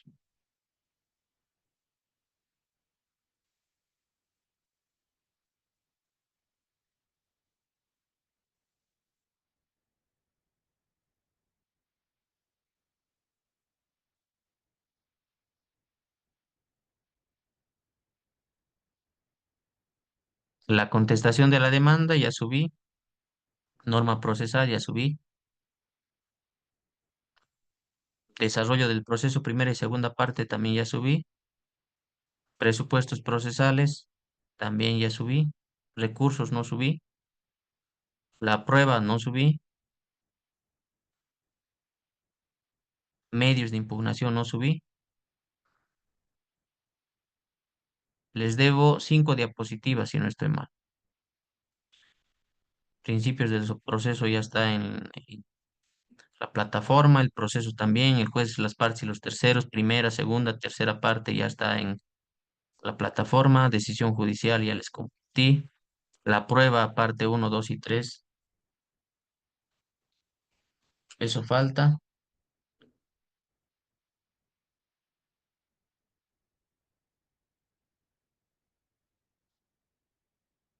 Mm,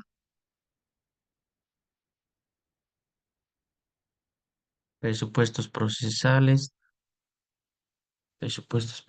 igual creo que ya subí. A ver, déjenme un segundito, voy a verificar. ¿Dónde está? Dejar de compartir. Presupuestos procesales.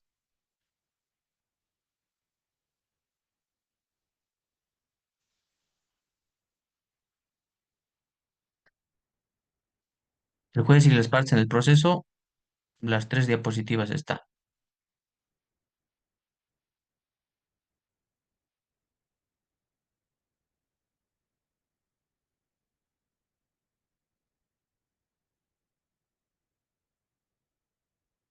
Presupuestos procesales, todas las diapositivas están.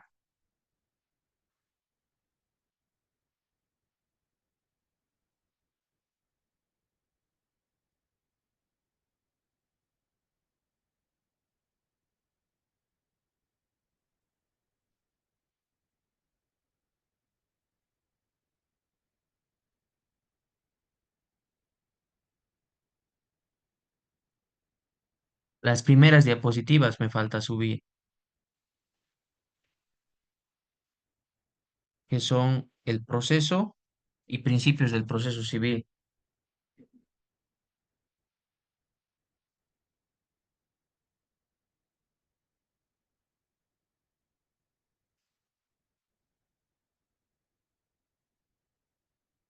Les debo 7 diapositivas, ¿ya? Por favor, van a verificar.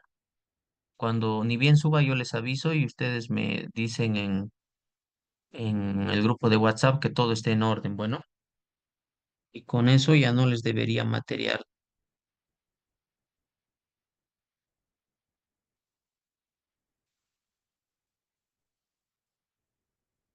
Bueno, con esto hemos concluido nuestra clase del día de hoy. No sé si tienen alguna consulta, alguna solicitud que tengan al respecto o que me estoy olvidando de dejarles algún material que hemos tratado en clase. He tratado de ver lo que está en plataforma y creo que son esas diapositivas que les acabo de comentar las únicas restantes.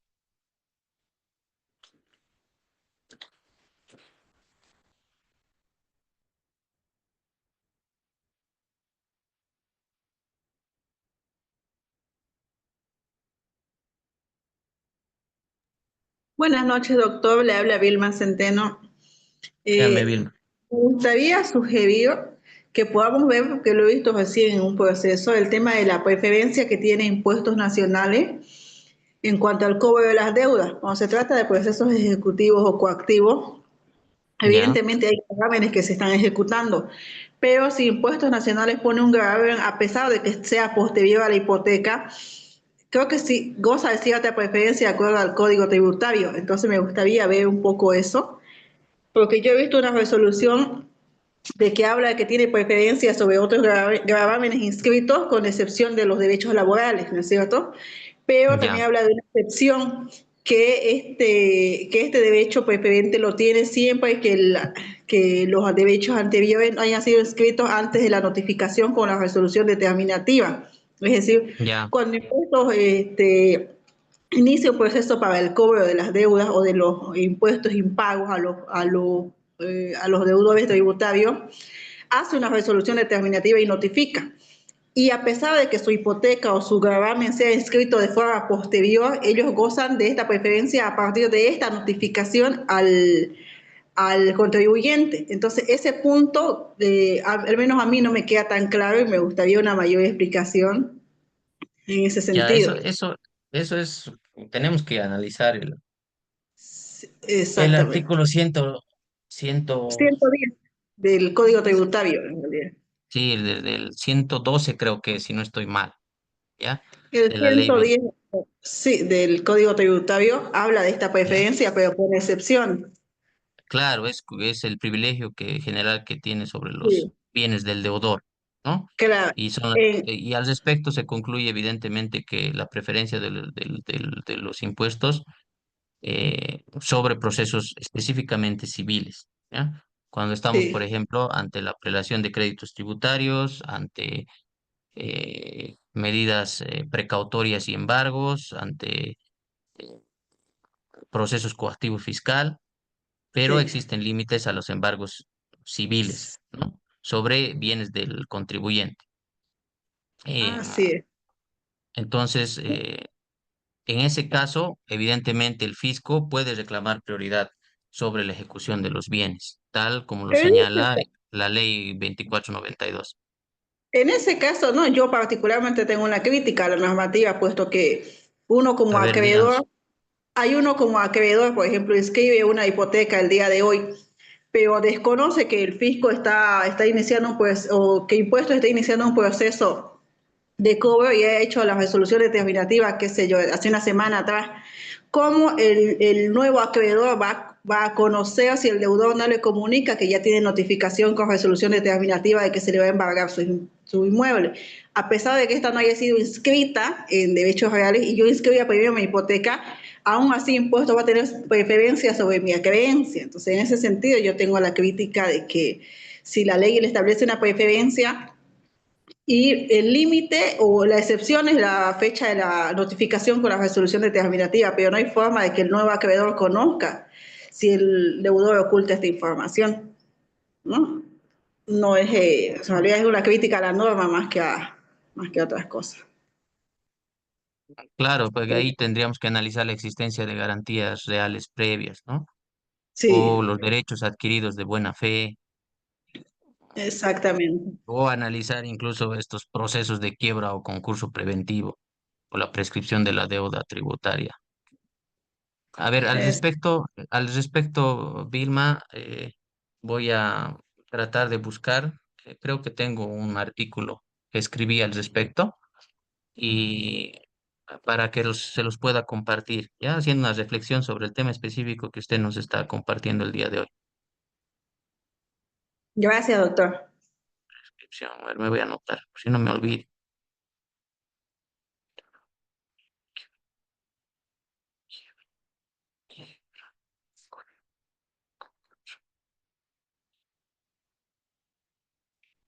Ya. ¿Algo más que nos estemos olvidando, por favor? ¿O requieren algún material más para que se los pueda compartir en plataforma?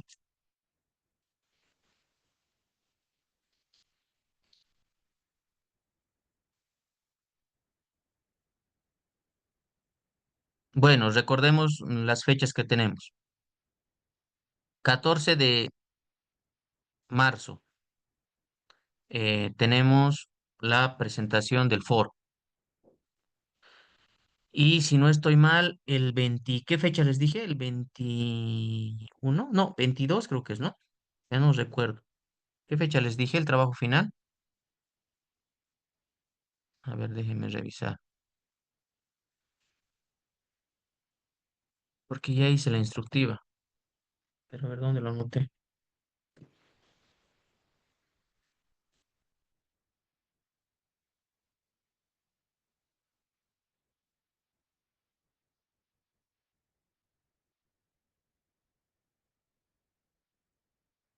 Ya, en el foro la pregunta es ¿cuáles son los fundamentos legales y procesales para solicitar la tacha de un testigo en el derecho procesal civil boliviano y cómo se evalúan dichas tachas para determinar su procedencia dentro del proceso? Esa es la pregunta que deben responder en plataforma hasta el 14 de marzo.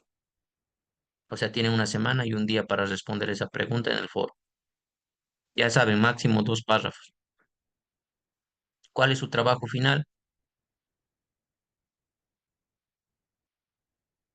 A ver, ¿dónde está su trabajo final?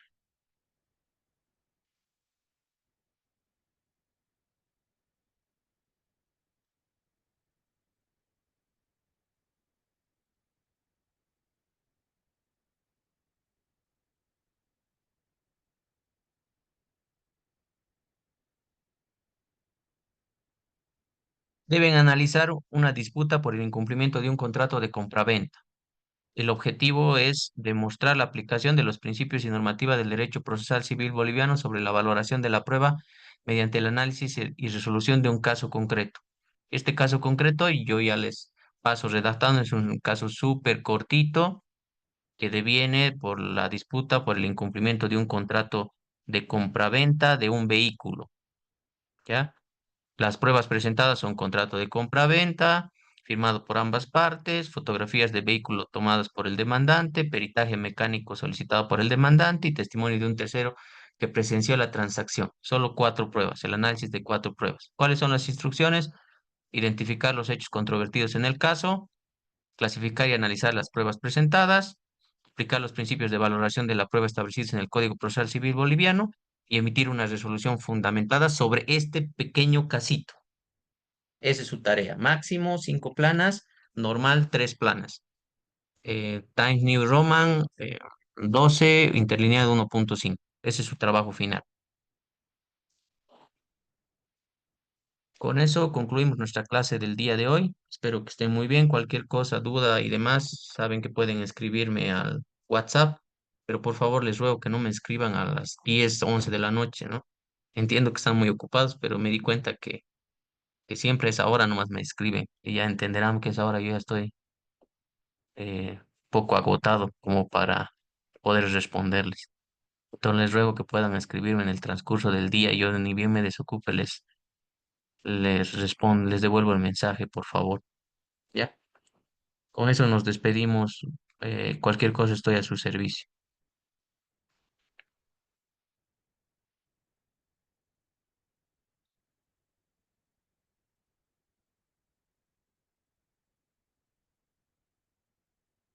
Nos vemos.